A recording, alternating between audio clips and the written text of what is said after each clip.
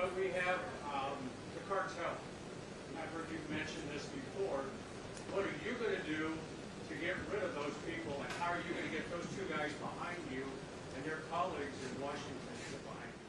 Well, it's a great question. So the people that are here illegally, you've got to send them back to their home country. Like, you have to do that. If you're not willing to do that, this is going to constantly be a problem. And so we're going to do that. And again, you know, Trump promised in 2016 the largest deportation in history.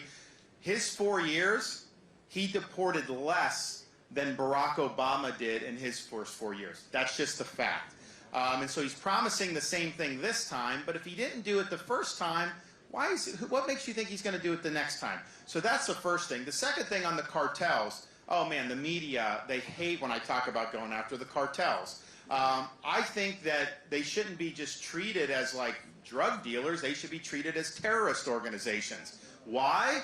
Because they're responsible for killing hundreds of thousands of Americans in recent years. They are responsible for killing way more Americans with the fentanyl poisoning than terrorists have killed Americans in the last 5 years. It's not even close. And yet, I remember when the Twin Towers got knocked down by Al-Qaeda and the terrorist attack, we didn't think for a second that we weren't going to have retribution for that. Every American said, this is not going to stand. You don't come in and kill our people. We are going to go hold you accountable. Yet somehow poisoning tens of thousands of people a year. We have young people in high school, college, in their 20s. They think they're taking a pill, like a Xanax. And look, maybe they shouldn't be doing this, but they don't think it's a risk of death. But if it's laced with fentanyl, they can get poisoned to death and die right on the spot. I've met angel parents here in Iowa. I've met them in New Hampshire. I've met them in Florida. And this is something that at the drop of a hat, all of a sudden, you could lose a loved one.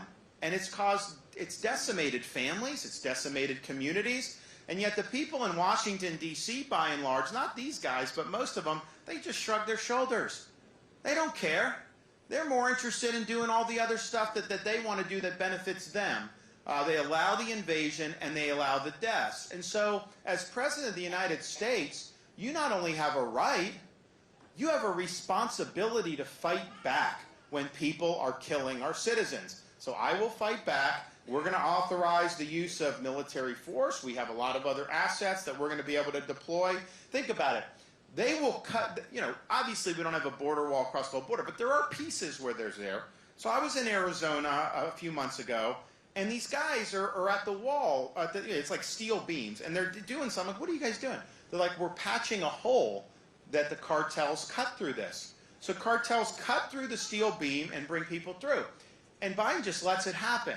Now, if somebody was breaking into your house, I'm pretty sure in Iowa, I know in Florida, you'd have the right to protect yourself and your family by using lethal force. Well, how is it that a cartel member can break into our country, cut through a wall, and somehow we're not supposed to do anything about that?